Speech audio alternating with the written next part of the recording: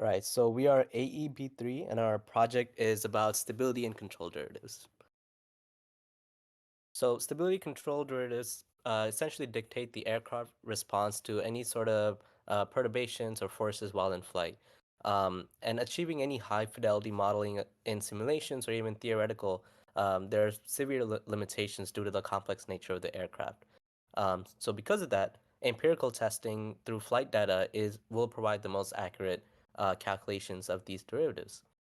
So typically, aircrafts contain telemetry system that measures the following: linear acceleration, angular acceleration, the absolute orientation of the aircraft, airspeed, and more. We propose a compact telemetry system that is able to calculate the stability derivatives using the telemetry obtained mentioned above. So our project has the following objectives. We want it to be easily integratable with any RC aircraft. So that is our test aircraft. It's an RC model. We want to get reliable telemetry data. We want the housing to be lightweight as possible. And we want to get some data visualization during the flight itself. The design only has a few constraints. We want the housing to be placed along the center line to avoid any imbalance.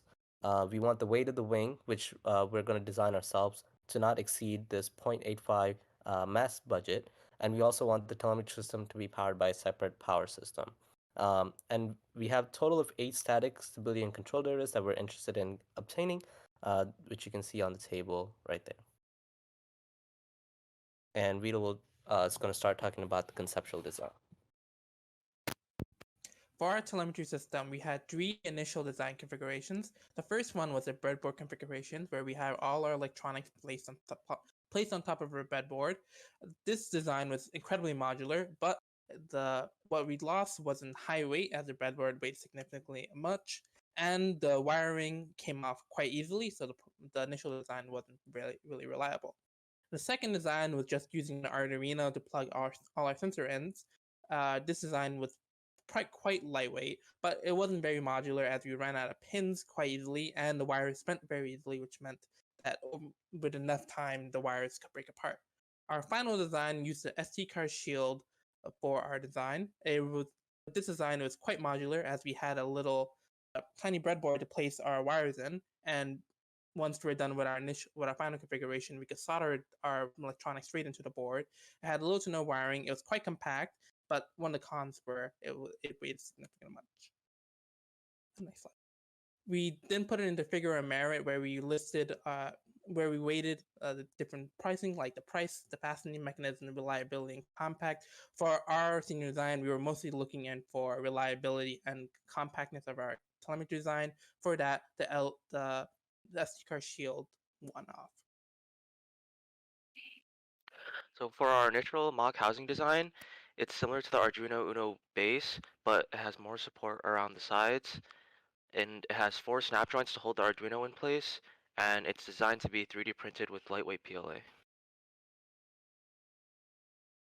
For our wing design, we also did an airfoil selection decision matrix. It's an easy way to quantify the trade-offs that usually happen in aircraft design. So we looked at 3 airfoils, and from analyzing the different lift and drag properties and also the stall properties, we found that the Clark Y airfoil was the best option for our wing. So for the finalized design of the aircraft for the telemetry suite, we're using the protoshield structure with minimal wiring, and it's able to attach to the aircraft easily, and it will provide reliable data. For the telemetry housing, we're using the compact turtle design that will also be 3D printed, and it allows for easy integration with the aircraft as we can just screw it onto the wing, and it separates the battery housing as well. And then for the wing, we will be constructing it using balsa structure or plywood and balsa structure with a monocoat skin. The Clark Y airfoil was chosen for its high lift and good stall progression. And the structure provides lightweight design to meet design constraints. And now we're going to talk about the detailed design and analysis. In order to keep the new manufactured wing of the same form as the original Apprentice SDS wing, direct measurements of the span, chord, dihedral angle, and control surface dimensions were recorded and documented. The design modeling of the wing was done in SolidWorks with laser cut pieces in mind during the construction. Plywood and balsa was chosen as the material for cheap and available manufacturing. A mask budget was also produced in order to accomplish and monitor a design requirement of 0.85 pounds. The structure of the modeled wing was designed to be semi-monocoque, with balsa stringers to bear torsional bending and keeping the wings form once monocoque was applied. For the control surfaces such as ailerons, the team has chosen a hinged mechanism for reliability. The electronics, including the pitot tube, had a 3D printed mount with, alongside that, a 3D printed counterbalance. Our telemetry suite is a compact stack of our electronics. It includes the Adafruit Absolute Orientation Sensor, breadboard, Adafruit SD card shield, Arduino Uno base, and a battery.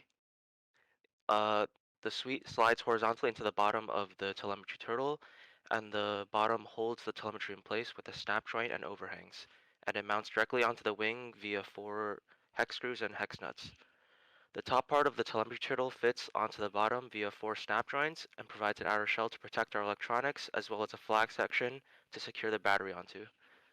Both parts are 3D printed with lightweight PLA, and we changed this design from the initial design because the initial design was not very modular and only protects the bottom.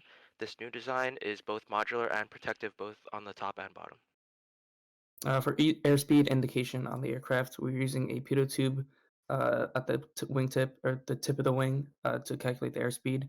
To do this, we're using a P or MPX V702 DP sensor. We're using its transfer function, and we're using a point slope method to get the relation between voltage and the pressure output. And the code there above, it's the current calibration, although that needs to be updated since testing on the pitot tube was not fully successful yet. And it follows the basic Bernoulli equation, which can convert the dynamic pressure experienced in the pitot tube into airspeed. For the aircraft simulation model, the method of doing this is through using simulation software, and the software used is XFLR5, and this is done by inputting values and characteristics of the aircraft, such as the airfoil shape, length, along with the center of masses for the different values and characteristics of the plane. Then this simulation software will output the values for stability and control derivatives as can be seen on the left. Moment inertia testing is another method that is going to be used to help find and estimate the stability and control derivatives. The method used to find the moments of inertia is bifilar pendulum, which can find the roll, pitch, and yaw moments. And this is done by setting up a 2-string pendulum and giving a torsional force and recording the period. This period is then used in calculations to find the moment of inertia values. Then these calculated moments of inertia will be used to find and calculate stability and control derivatives to be compared with the simulation model. For the manufacturing of the wing, most of it has been done for the first prototype this semester. The wing was made, previously mentioned, using laser cut plywood and balsa stringers, and then also covering it with a skin of monocoat. The telemetry suite manufacturing will be done using a 3D printer and lightweight PLA, and the first prototype for that has also been printed. And other component-specific manufacturing will be likely done using a 3D printer as well.